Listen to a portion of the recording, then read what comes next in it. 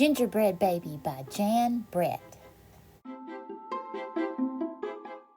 It was cold outside. It was warm inside. A fine day for gingerbread, Maddie thought. Maddie's mother put the big blue bowl on the table and lit the stove. Maddie took down a worn-looking cookbook with old-fashioned writing on the cover. He opened it up to the page that said, Gingerbread Boy. They measured and mixed. Maddie rolled the dough into the shape of a gingerbread boy. They popped him in the oven. Bake at full 8 minutes. No more, no less. Do not peek, the recipe read. Maddie listened to the clock. Tick, tock, tick. 1 minute. 2 minutes. 3, 4, 5. Maddie couldn't wait any longer. He opened the oven door to take a peek.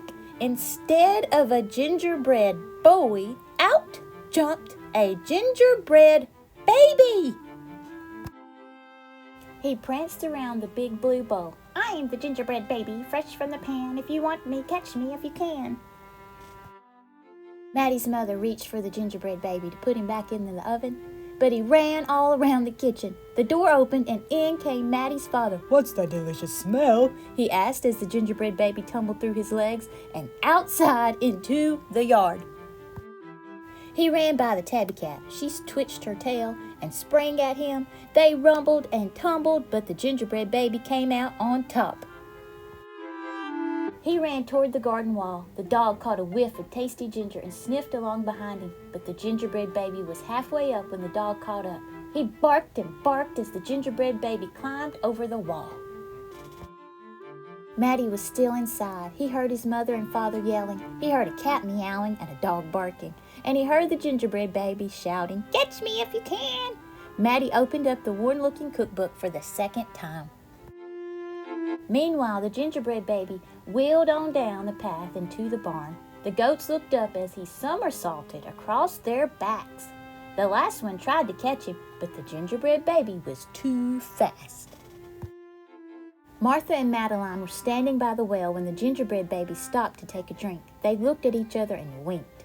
Martha started to talk to him while Madeline tiptoed up behind him with the bucket.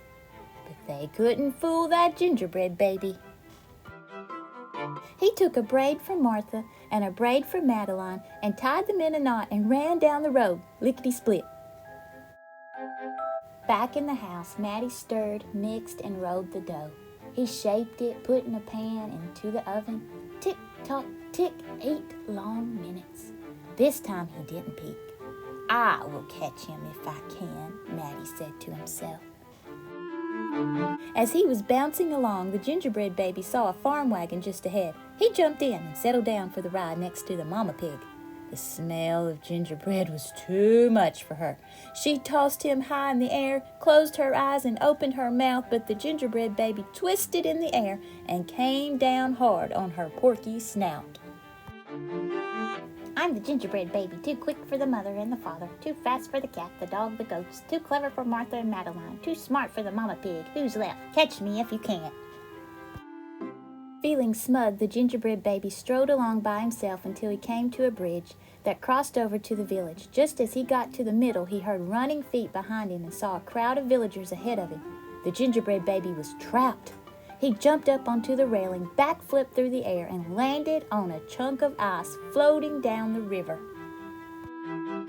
The ice bobbled along with the gingerbread baby, dancing on top and singing in a loud voice, Look at me, and what do you see? The best gingerbread baby ever! Until his feet got cold, and he jumped ashore. Who was that watching from the trees? It was the fox. He crept up behind the gingerbread baby, ready to eat him up. But the fox couldn't help himself, and he licked his chops. Smack, smack, the gingerbread baby heard him and ran as fast as he could. Just when the fox was catching up, the gingerbread baby saw the milk and cheese man with his can of milk. The perfect hiding place, he thought. He lifted the lid and lowered himself inside.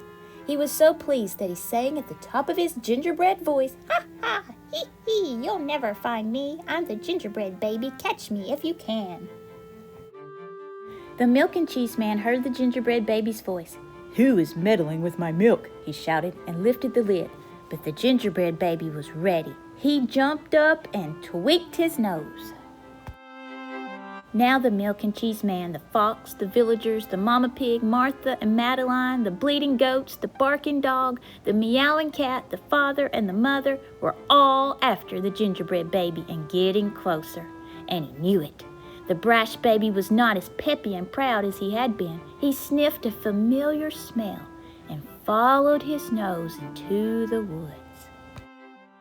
He couldn't believe what he saw. There in the middle of a clearing was a gingerbread house, frosted with sugar, covered with candy, and doors with peppermint handles wide open. The gingerbread baby clapped his hands with glee and ran inside. In a tick-tock-tick, everyone arrived in the clearing, but all they found were a few bits of frosting, a peppermint candy, and some crumbs. The father exclaimed, "The gingerbread baby has finally met his match." "I wonder who it was," the mother said. "Let's go home and tell Maddie." "Hello, Maddie," his father said when they got home. "We never did catch the gingerbread baby. All we found were some crumbs in the snow." "I see you've been busy," his mother said, looking at the gingerbread house Maddie was holding. "Too bad we never caught that gingerbread baby." "Too bad," said Maddie. Only Maddie could hear the tiny voice from inside the gingerbread house.